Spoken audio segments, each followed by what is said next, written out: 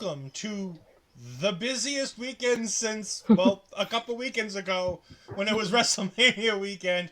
We are here Memorial Day weekend, and we are ready for a plethora, as one of Parrish's favorite words, of great. That graphic's not going to work for us, Parrish. We're going to have to go without that one for tonight. A plethora of wonderful wrestling content going on this weekend, but we are here to preview the beginning of it all. We're here in Saudi Arabia, and we're going to go ahead and promote Night of Champions. However, most of the people who watch the show are going to be calling it Afternoon of Champions. Mm-hmm. And for Parrish, it'll be Breakfast of Champions. You're right, Shane Shaw. He does say plethora a lot. Yeah, he does.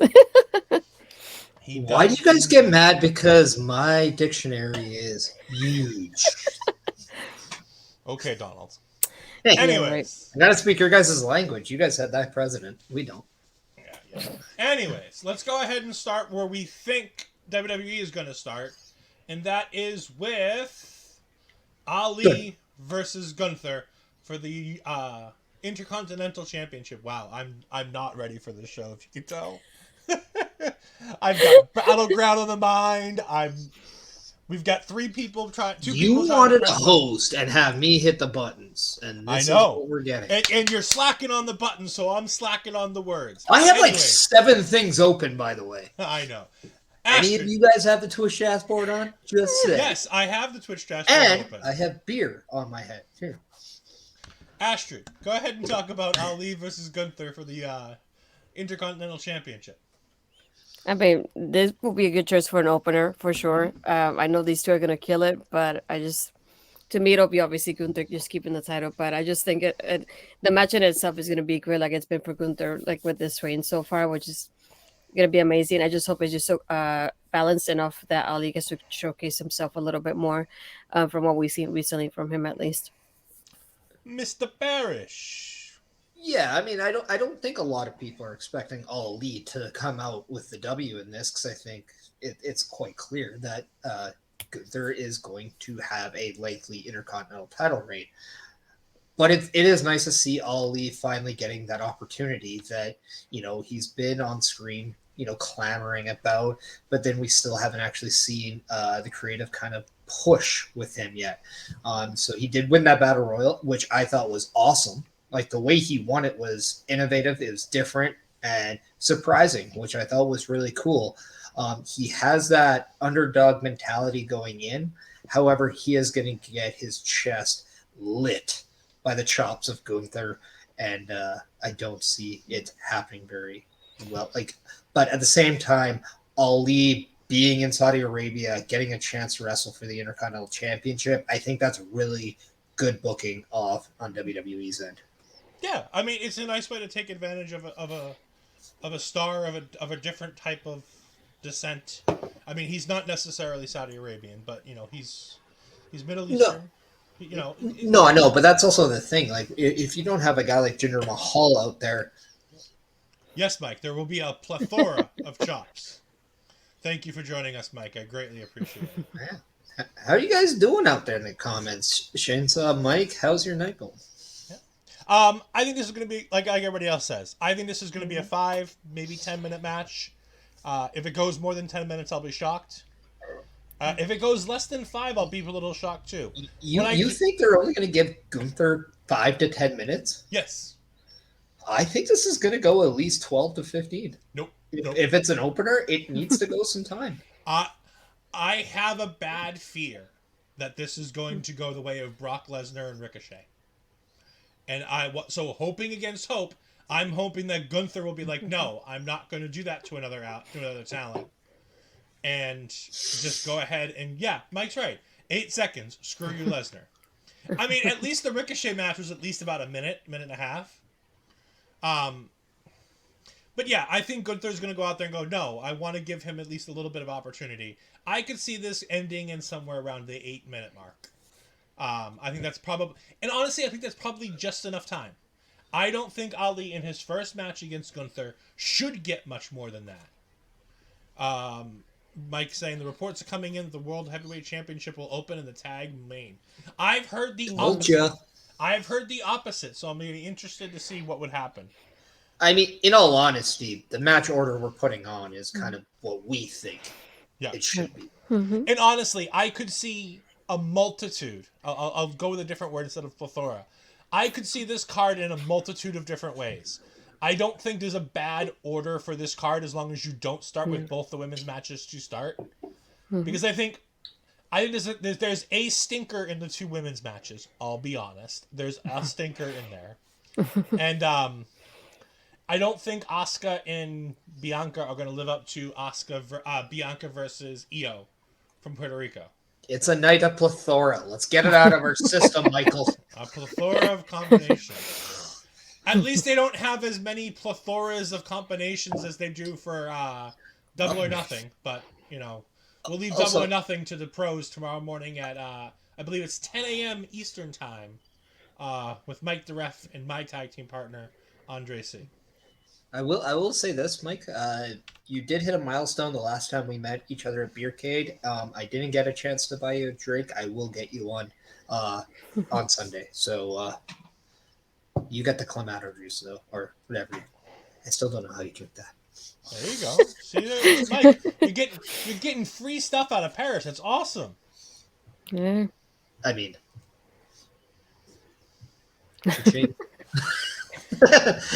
anyways, we're all picking Gunther. We're all assuming it's not going to take a whole lot long of time to do it. Yeah, a lotto ticket wouldn't be bad. I could use one of those too. But let's go ahead and move on to what we've assuming could potentially be the next match, which is Bianca Belair versus Asuka for the WWE Raw Women's Championship with two members of the SmackDown roster. Amazing. Good job, WWE. But you know what? Before you do that, the reports are that both women's championships are getting redesigned and renamed. So that's why I feel like they say, you know what, until those titles are done, boom, there you go. I was going to say, I do like the idea that they're not doing the handoff that they've done in the past. Mm-hmm. At least they're just leaving the titles alone. They're like, you know what? Screw it. Like, it's bad. It looks stupid. But at least it's not as dumb as just handing titles and going, here. Mm-hmm. Yeah. Also, of all two people, you think Bianca and Rhea, who pretty much are going to be the women's feud of the next century, are going to just be like, here you go. Oh, thank you. I have a feeling they'd be a whole lot more professional than Charlotte and Bianca. Mm-hmm. Hello, Noob. Charlotte and Becky. Okay, yeah. We have Nubinko, one of the biggest Asuka fans in the world, so I'm very excited to see him here as we go ahead and talk about Asuka versus Bianca Belair. Parrish, who's going to go ahead and win? Oh, dear Lord. Knowing it's WWE, it's going to be Bianca because they have a phrase that's not suitable for me to say on stream with Bianca. But my God, Asuka should win the championship. Put it on Asuka. Please. I'm going to go out there. I'm going to say they're going to do it.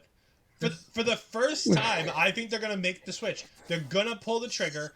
I don't think Bianca needs this title. I think everybody else in this division does need this title. I think it's time, it's beyond time, that Bianca loses. I say you pull the trigger right here. Put the title on Asuka. Give Asuka that Women's World Championship and let her go. Astrid? Yeah, I'm definitely picking Bianca, but at the same time, I keep thinking in the back of my mind, if we have Bianca retaining, what happens with Asuka's character after turning and losing two championship matches in a row like this? That's the only part that I keep thinking. It makes me kind of feel torn about it, but being that we in their booking, I'm sticking with Bianca. And I can understand that. I mean, we all know that WWE doesn't exactly have their finger on the pulse. I will say one thing, though.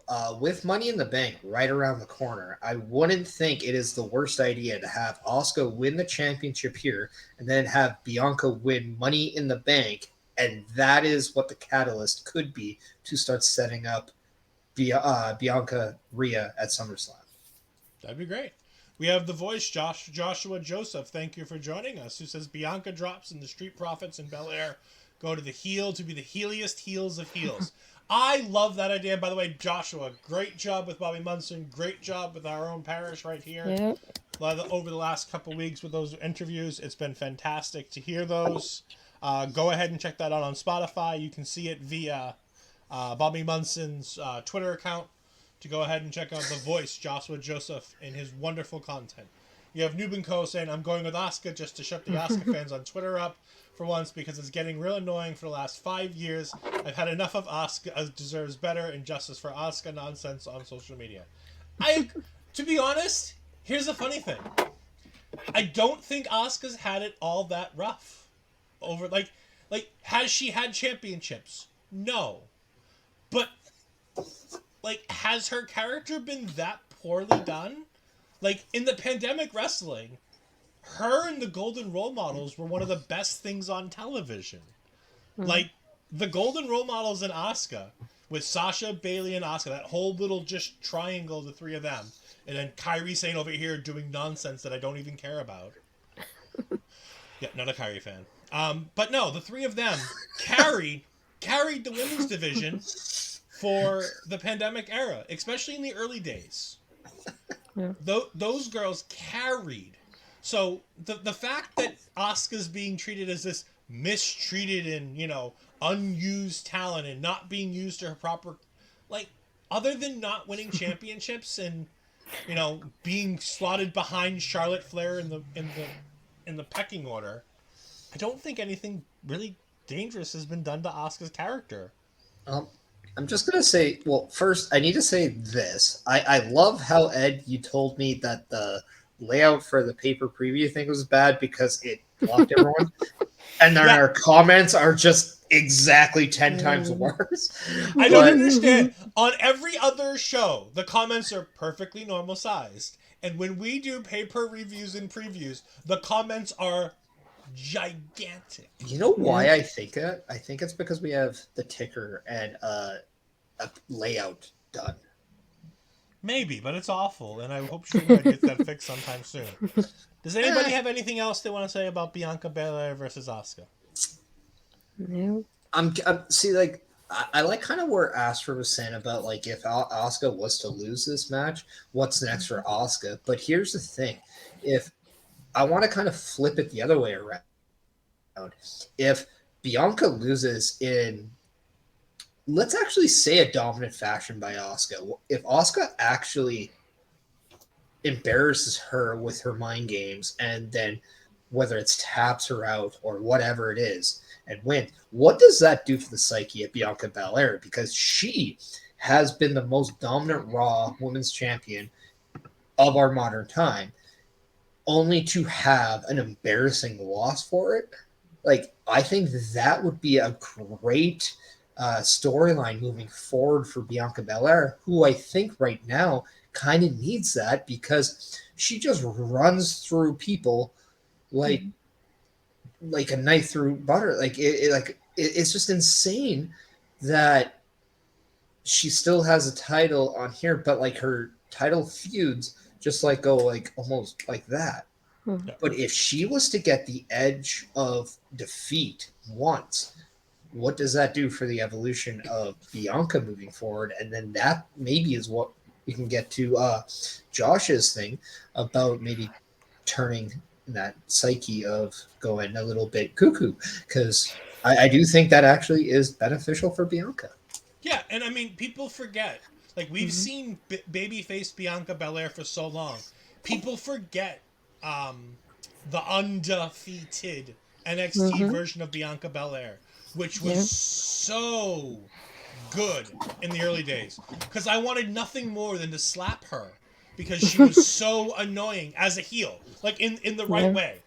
Unlike Nick Cannon, I wanted to do something for the right reasons, as opposed to Nick Cannon and all the junk that he said on his show. Which, by the way, is getting blown out of proportion. Yeah. It's nobody's ever seen 8 Mile. But we'll leave Nick Cannon over here for now.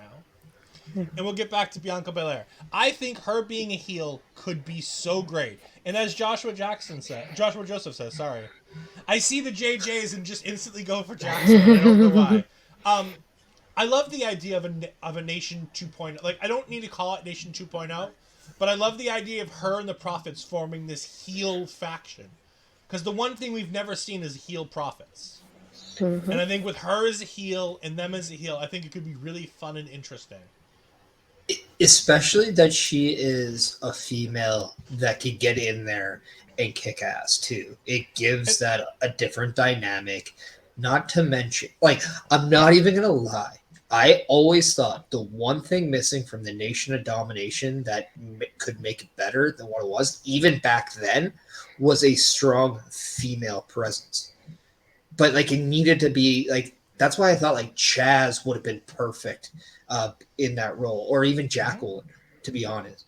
But now, if they were to do something similar, not exactly alike, because I don't think it can work in today's day and age, but if the Profits and Bianca can get into that more street tough kind of thing and go into that, like, we are like held down by the man or by the whatever system, I think that'd be so riveting of something that you want to listen to, because it's exactly what we all thought the New Day was going to do, right? Was Nation 2.0, and then it just went to like pancakes and cereal. Well, at first it was like the church hallelujah shit. Yeah, I was about to say it was the promos of the choir. And by the way, I love the original Nation. By the way, like I love I do love the original Nation. I was gonna say I love the original New Day. I may be in a minority here, but I love the original New Day with that original theme, with the choir gimmick. I love that. And then because I think we needed that bullshit for a short period of time to be the catalyst for them to turn heel. The same way we needed Rocky Maivia to get The Rock. Sometimes you need a bad thing in the beginning. Hey. You're the ringmaster before you got Stone Cold. Yeah, like some people forget some of these bad gimmicks and bad booking ideas turn into a great reason to have catalysts for heel turns. And every now and then you need to have a little bit of bad to do a little bit of good. But speaking of a little bit bad and no good, we've got our next match on the card, which is one one-armed man and an ass kick. Oh no! Apparently we're not. No. We'll get this match out of the way. This is the stinker of the show. We got Rhea Ripley versus Natalya. I'm the only Canadian wrestling fan that probably just like is bored and sick and tired of Natalya. So I think Natalya. I respect her. I was gonna say, but like, I respect Natalya. I think she's the best female wrestler going right now, though. Is there anything more to say? Astrid, do you have anything more that you need to say about this? Every time I see Nettie, I just think of her like I would prefer her being that kind of like coach, because I forgot if I was telling that to Ed not too long ago. And I feel like she's been one of the people that if you see her, she gets credited a lot for other people's careers, like Nikki Bella and Brie Bella for training them. And I feel like she should kind of stick to that at this point, because I feel like if you measure her success, it's mostly because of the other girls and how well they have done in their careers. And that's why I was like, obviously this is Rhea winning. Mommy's not going to lose that title anytime soon. It's just enough for Natty to have that match in Saudi Arabia more than anything. But I would like for Natty to just focus on like coaching, especially for like the girls in NXT, kind of have that role like we don't have right now in the Performance Center, and just build up that future, because I feel like that's what she's great at. Yeah, Noob and Co jumping in saying easy, Rhea Ripley is winning because she's nothing but a meme. She's with the Judgment Day. I mean, I don't want to say she's a meme, but Rhea Ripley's value to the company is more than just her getting in the ring and kicking ass. Rhea Ripley has become bigger than the matches that she's in. And that's good. We're having female stars who aren't being marketed solely on their sex appeal and being able to develop a character in a group where she's taken over that group. Remember, Edge was the leader of this group, and then it was turned, and Finn Balor was the leader of this group.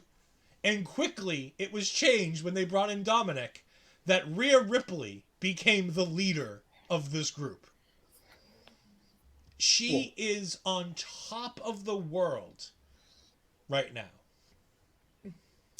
Ed, Yes. I'm just gonna say this. How dare you? What? Say Rhea Ripley is not sexy. She's a beautiful. I did not He did say not anything. say she wasn't. I said she No, but was you not said marketed. it wasn't a sex. Like, I come said on. she's not They marketed know what they based were on. doing. She is, read my lips, she is not marketed based on her sex appeal. She's marketed based on her character.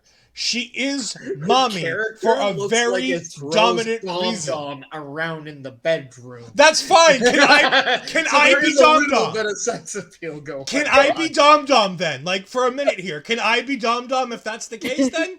Please. You could be Dom Dom. I just want to be the buddy. But For some reason, Twitch won't let me clip that, but you said it. I did. No. I said Thank you, Mike. No, Thank you. she's not Mike is marketed on the sex appeal. That's what she he is said. not marketed on her sex, and that's not even a dig at some of the talent now. That is a dig at the Attitude Era, where women were only marketed for. I mean, hell, as much as I hate to bring it up, Becky Lynch brought it up when she was talking about Trish, when she talked about the barking and all that kind of crap.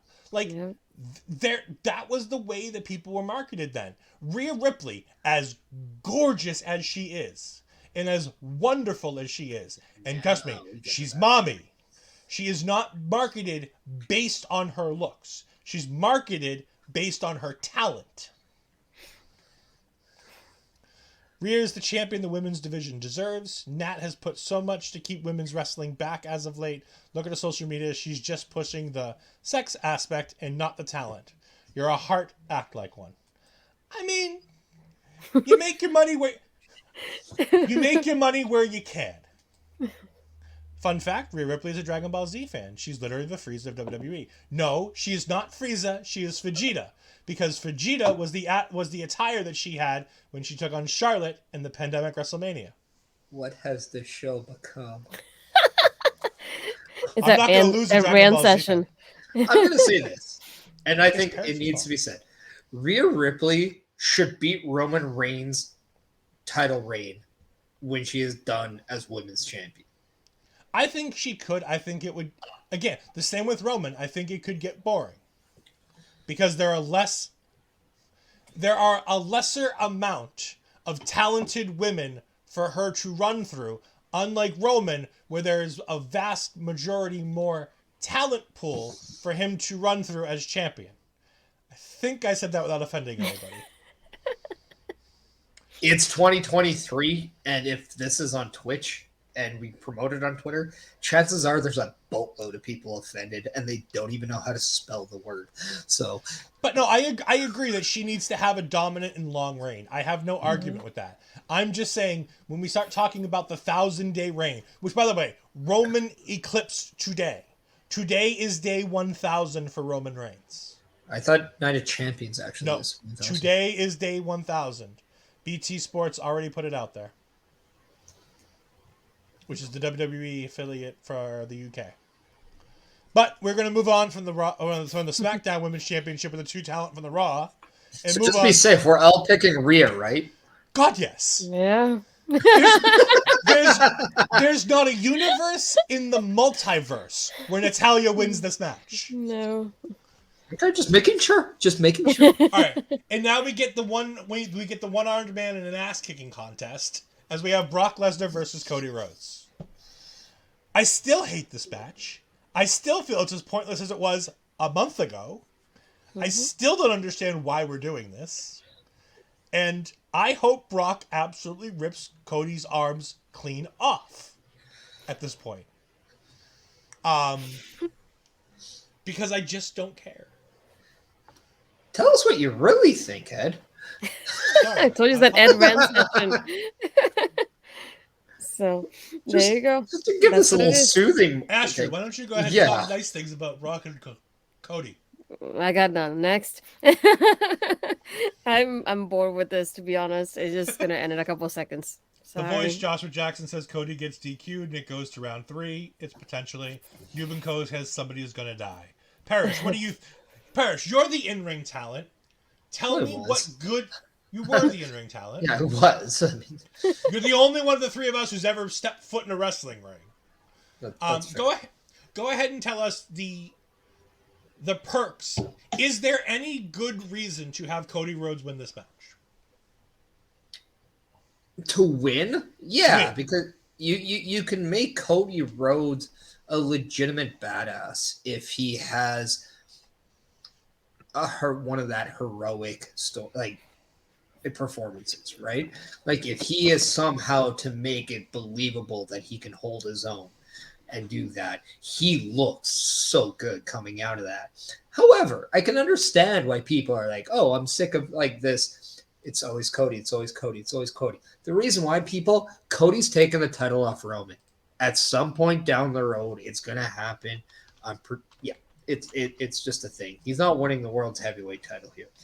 But Cody Rhodes, as like 5 months ago, everybody was just be like, oh, Cody Rhodes is going to win the Rumble, and this is going to be the best thing. He's going to win at WrestleMania. I love Cody Rhodes. Now they're saying they're sick of Cody Rhodes because, well, in 2023, you just can't enjoy something longer for, 8 seconds. Seriously, open your eyes, enjoy the story. This actually isn't that bad because Brock Lesnar is making Cody tougher by the second we see this even longer.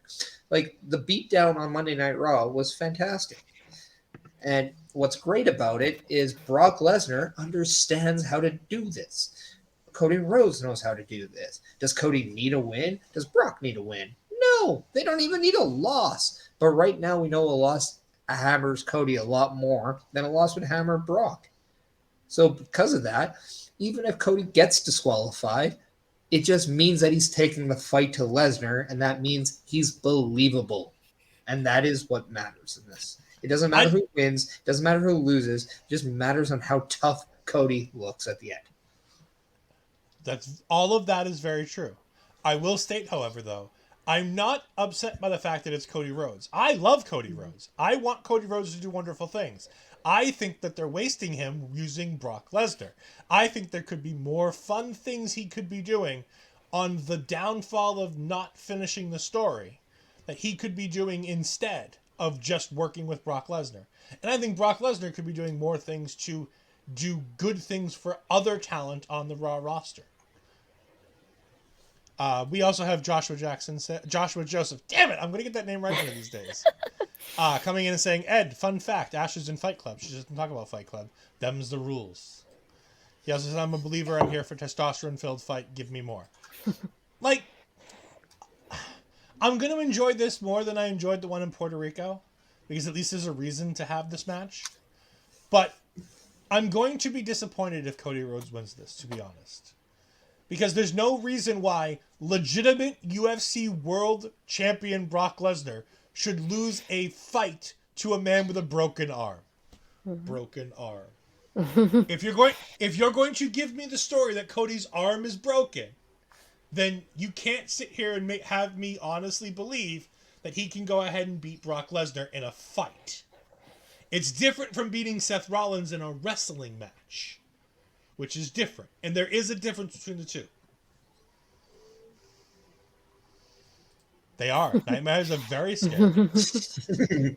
I don't think it's going to be bad. But he has adrenaline in his soul. And he's out of control. What does Brock have in his soul? Barbecue sauce? I was going to say something, but I'm going to leave it. Go ahead, and we're going to move on to the next match, which is the tag team match between Kevin Owens and Sami Zayn defending their WWE Undisputed Unified Tag Team Championships against the Tribal Chief and Solo Sikoa. This is the match with the most intrigue for me on the entire card. Like, I'm interested in Rollins versus Styles, but I'm so intrigued by the many different ways that this match goes. More importantly, I'm still dumbfounded that there are videos on WWE's Twitter that Sami Zayn himself is actually in Saudi Arabia. Mm-hmm. For the first time, Sami Zayn and Kevin Owens are on one of these Saudi shows. This is a milestone. Say all the bad things you want about these Jeddah shows. This is truly a change in the world having somebody like Sami Zayn on this show because of the thawing political nature of dealing with the change with the Saudis and the Syrians, to have somebody like Sami Zayn and to feel the emotion of seeing Sami Zayn go to Mecca for the first time because he was never allowed there before. To see that religious moment for himself. Whatever you think about the Islamic religion, that's neither here nor there. This person got to live out a moment for himself in his religion. And now he's going to be able to have a match against the hottest star in the world with Roman Reigns. And he's wrestling with his best friend right beside him. This is going to be magical. And the outcomes are so beyond belief. Do Sami and Kevin keep the titles? Do you put even more gold onto Roman? If you put more gold on Roman, how in the ever-loving fuck do you take gold off of Roman? Mm-hmm. Like, it just balloons into what ifs. Yeah. Astrid, why don't you go ahead and talk to us about this tag team match? I'm so torn about it too, because I also think about the aspect that the Usos could be a factor in this as well. So that's another thing that I have, and like the bullet points of like the listing you just had. Um, yeah, that one I'm torn about, but I definitely want to keep it on KO and Sammy's. I feel like that story I would like to see more often, and I don't want that gold on Roman just because it'll be difficult to take it off for him later. Um, but it also will be interesting for him if he had it and the Usos wanted to go against him for, later on. But I definitely want Sammy and KO to keep him. Mr. Parrish. I'm just going to say this in one sentence. Sami Zayn pins Roman Reigns to retain the tag team titles. Wow. Yes. That's how... How do you not have Sami Zayn win this match? No, I agree Sami Zayn wins this match. I wholeheartedly agree. You can go solo on this one because he's been pinned before. Mm-hmm. But that's not the moment.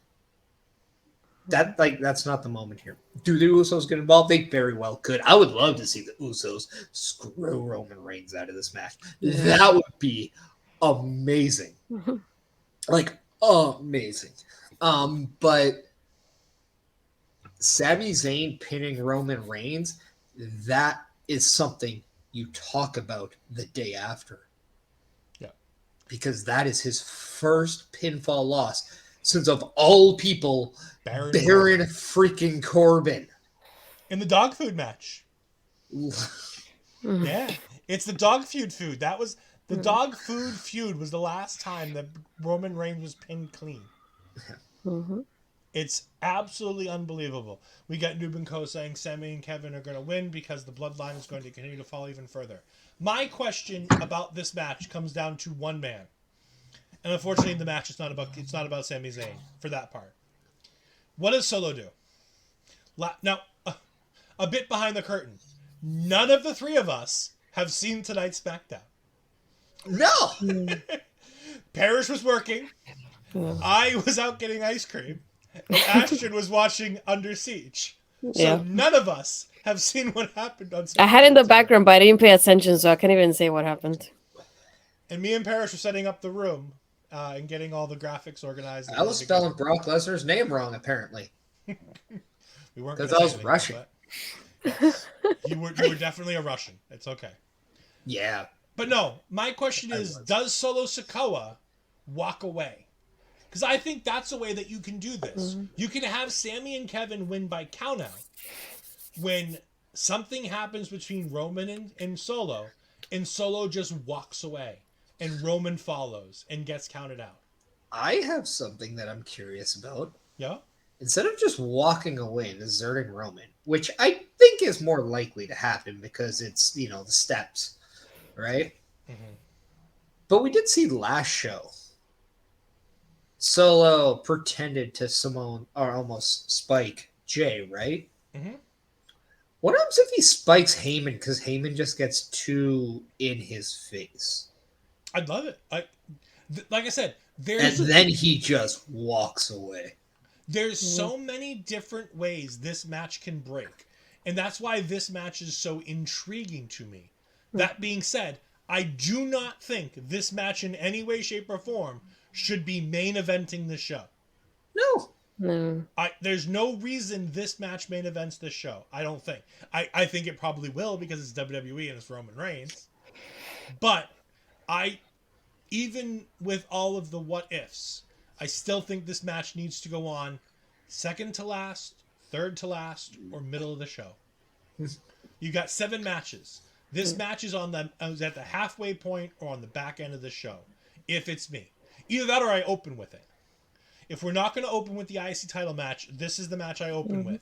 And then throughout the night, you can keep talking about, oh my God, Solo did this, or Roman did that, or the Usos did that, and you can keep bringing it up to make it the focal point of the night without needing it to main event.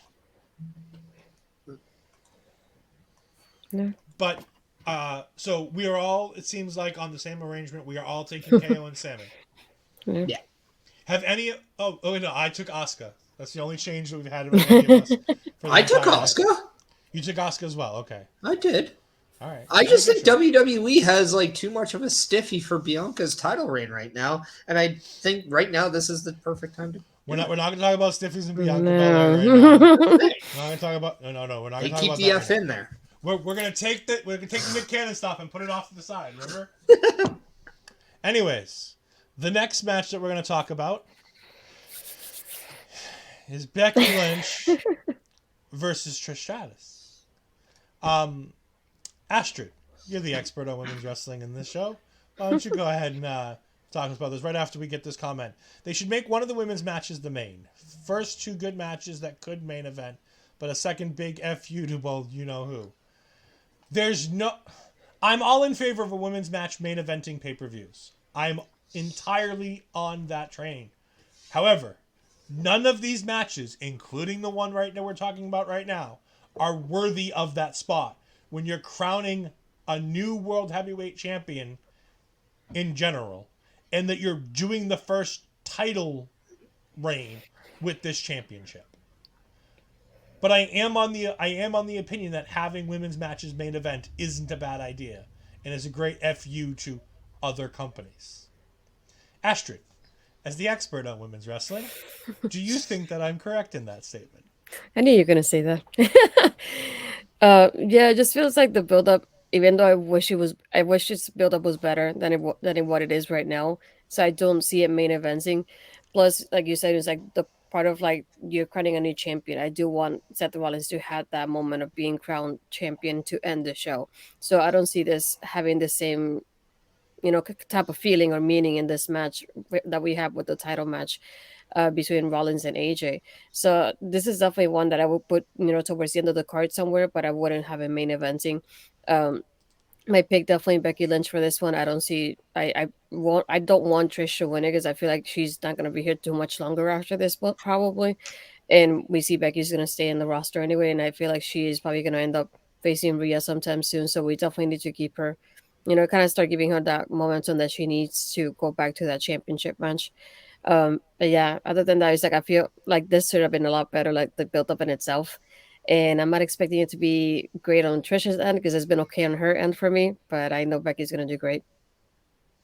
Senor Parrish. I think Trish is actually signed till SummerSlam, to be honest. She got drafted for a reason. Yeah. So, with that being said, Oh, shit. Trish Stratus, I'm taking her. I really see this developing and continuing past Night of Champions, and I don't see why it shouldn't. Because right now, this is the most prolific women's feud in WWE. And because of that, you don't need to end it. Plus, you don't end stuff in Saudi Arabia. That's not a wrestling market. Not when you have Money in the Bank around the corner where you can do some fun there. But at the same time, like the slow build on this has been terrific, and I love it. Just the turn from Trish, and she has been slowly getting more comfortable in that role, killing the promos, I think, while Becky is kind of getting back to that style of where she was when she was coming up as the man. But now she has a little bit more power behind her punches because she's done what she's done. So I love it. But at the same time, if you were to continue this, you can't end it with Becky winning because then the story's over. So that's why I have Trish winning this in probably a cheap way, but in an experienced way to where it shows Becky that she still has more to learn. I hate the fact that if I look up at Becky Lynch. That pisses me off. I get to look up to Trish. That's great. That's a much better view, in my opinion. Anyways, They're not that bad. being said, Both of them are not bad. That being said, anybody but Becky. I drank and I wasn't even listening to what you were saying, and that just worked out perfectly too. Anybody but Becky. I'm not a Becky Lynch fan. I've never been a Becky Lynch fan. But like Kara says, I think the fact that Trish got drafted. All right, we'll get back to that in a moment. Joshua Joseph says, that's what I'm saying. Like the women's main event in Saudi Arabia. Let's be honest, this event isn't even an event that any of us look forward to. So why not make an impactful one? I think the final match in the Saudi deal is going to be the match that main events, and I think it's going to be a massive match. I think it'll be a title match that's been booked properly and that's been booked strong. But getting back to Trish, if they were going to be done with Trish in the relative near future, and she wasn't doing a whole lot more going forward, there's no reason to waste time drafting her on television. They could just say she's a free agent, and they could say that she's a legend, like Brock Lesnar, and she gets to go where she wants and do what she wants. They drafted her specifically to a brand for a specific reason. I think she's not only here until Money in the Bank. I wouldn't be surprised if she's here till Survivor Series. I think she's got another match coming at SummerSlam. I think she's probably going to be in London at Money in the Bank. I think to screw Becky again, just to continue the feud. And I think that we get the blow off to this feud at SummerSlam. And then I think there's one more Trish goodbye match. Probably with Bayley. Because Mercedes not here anymore. Because she took her ball and went home. No, I'm just kidding. I just wanted to get Astrid's reaction. No, because Mercedes went and is on the Mercedes World Tour, and we hope the best for her and her recovery. But no, I think Trish is here for a couple more matches. I think there's a couple more dream matches that you can get out of her. And I think that her end here is at Survivor Series. So I wholeheartedly think that you go ahead and you put Trish over here to put Becky Lynch over at the end, because that's the way that you tell that story. Joshua's son stops in and says, 1 more month, everyone will be free agents because the draft is nonsense. Who are drafting these people? Theoretically, it is the brands. Like the network, is it? I guess. The network, yeah, the network brands are drafting them. That's why a good GM is a good character for all brands. Yeah, I mean, we've got Adam Pearce, to be honest, and honestly, he's done a pretty damn good job. Let's be honest. Adam Pearce has done a pretty darn good job of being, what he is. No, I wanted to also clarify, like, when I meant Trish is not going to be here for long, I didn't mean like she's leaving in a month or so. I meant like she's not here like in a long-term deal the way Becky is, for example. She's going to be gone in a few months. Well, Becky could be... I mean, at this rate, the way Becky Lynch is being talked about leaving, Becky Lynch could be gone before Trish is at this point. But you know what I mean? It's not like she's leaving like next month, but maybe in a few months. So that's why that's what I wanted to make sure that it wasn't just like she's leaving after this and that's it. I mean, you could be 7'2", Josh. Who knows? And you can't teach that. You definitely. Yeah. It's SAWFT. But no, I can entirely see your point. I'm just... Yeah. Like I said, I just want to make... I think people are making a big deal out of if Trish wins one. I see no reason why Trish can't win one. Especially if there's going to be another one. Like, I think that there's a good story to tell. And if you let the heel win one, it's not necessarily a bad thing. Especially when the heel's a legend. And you're building to... Because at the end of the day, they're putting over Becky Lynch. All of this is going to make Becky look better. And Plus, coming it's out an of option, and you get like any like a woman's legend actually returning to stay here for a bit. They usually come do a one-off and they're done. So this is rare. yeah, this is one of the few that have ever come back and stayed. I mean, Parrish giggling is one of the greatest sounds in the world. Let's be honest, Josh. It really I is. also love the fact that when he has short messages, it just blocks you. So that's actually what I find funny. It's great. I have a face for radio anyway, so it's fine. But with that being said, Giggle, giggle, giggle. we move on to no, we're definitely not moving on to that. We're Yeah. moving on to the main That- event. I thought you retired. What happened? Yeah. There you go. He still can't stop getting his shit in. Even though he's retired. He's a wrestler. He has to get his shit in. We go to what I would like to see as the main event. What me and Parrish agree should be the main event. I think Astrid does too. Her favorite wrestler in the world. No, not Logan Paul.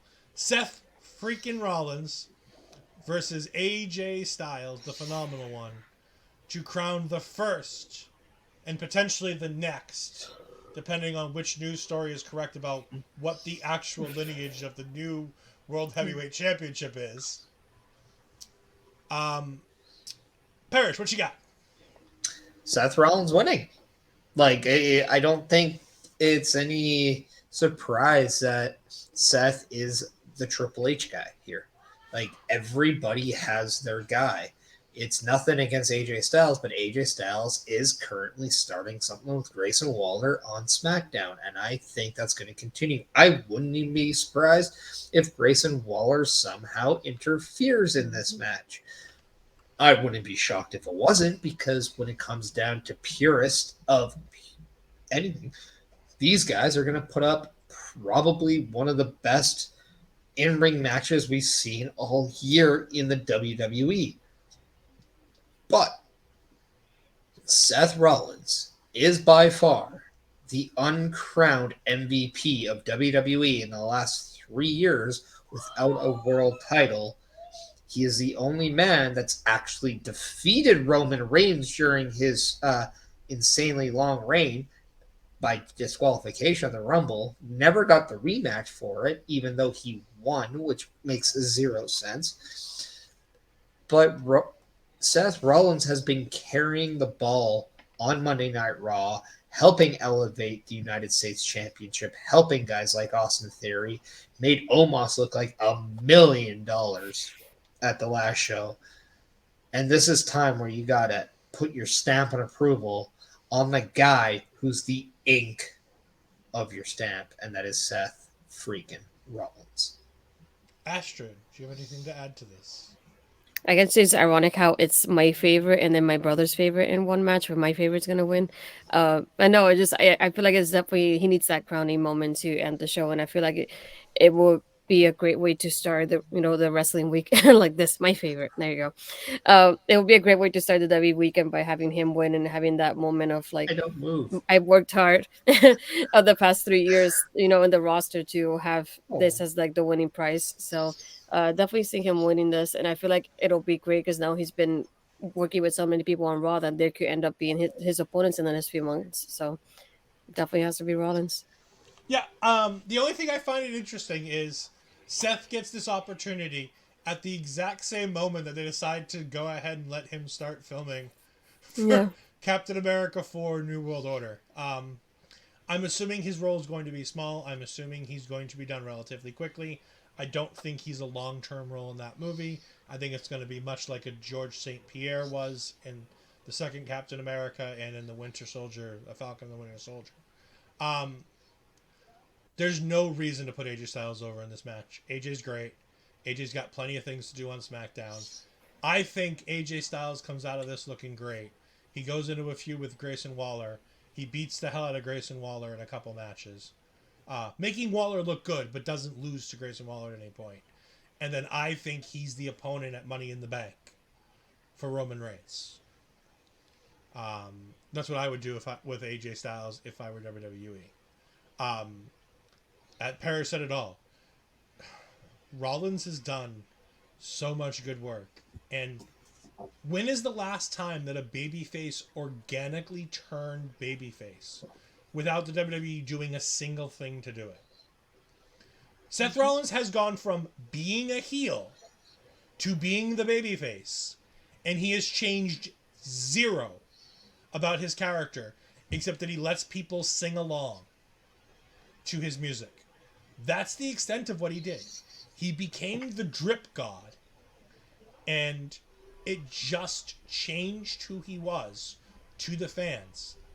And his wrestling style didn't change, and his demeanor and promos didn't change. It's so wonderful to see something that organic. It's remarkable. It's legitimately remarkable that this kind of thing can happen in 2023.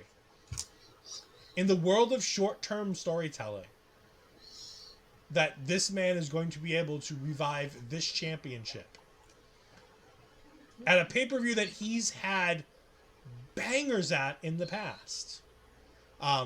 Josh says that I peed next to GSP, and he told me he was not impressed with my performance. I mean, that's probably typical. GSP is a very, endowed person, I would imagine, and has some high standards. He's been in the ring with some of the best in the UFC. I don't know. I had no response, so I had to keep going with something. We're all taking Seth Rollins, yes?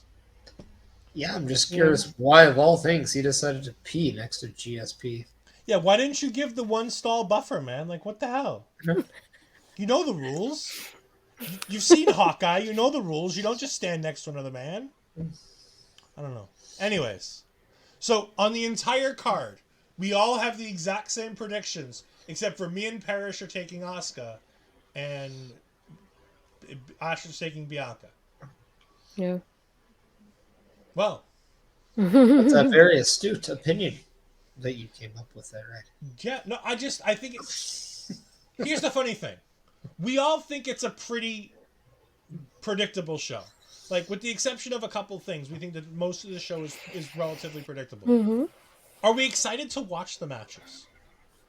This match is going to kick ass, man. Yeah, I'm excited. I don't mean this. I mean the show as a whole. Yeah. It's gonna be, like, Yeah.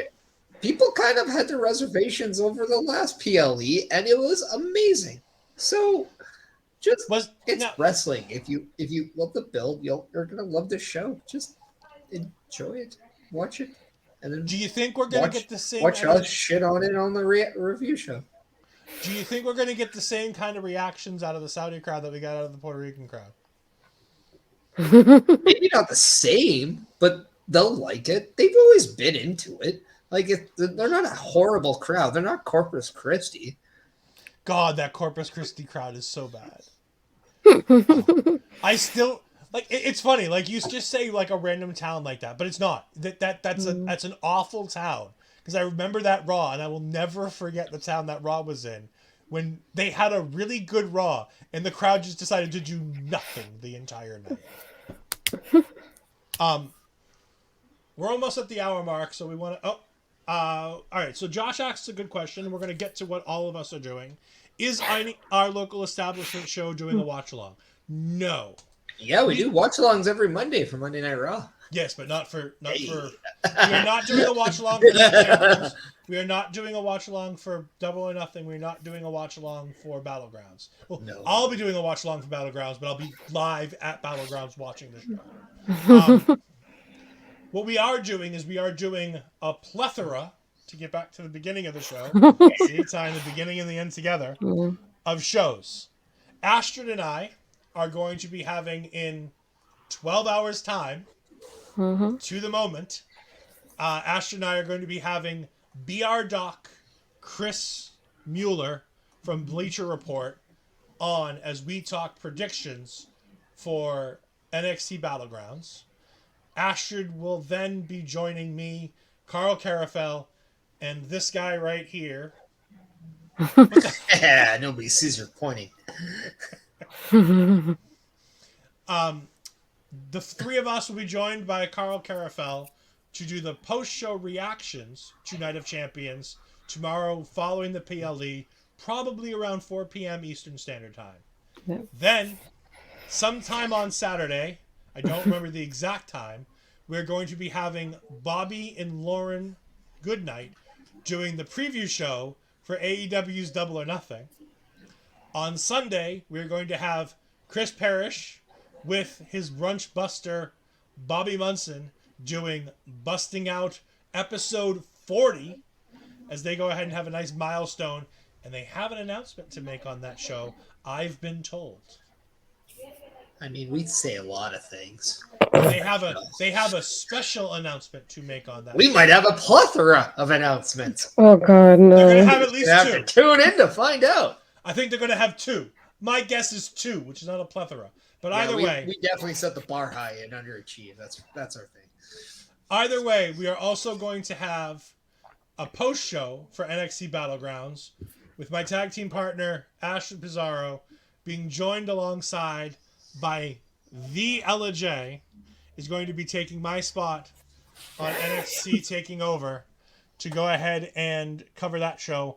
I will be calling in from the road on the way home at some point during that show. And immediately following the NXT Battlegrounds post show, will be most likely immediately following, depending on how good AEW is with time.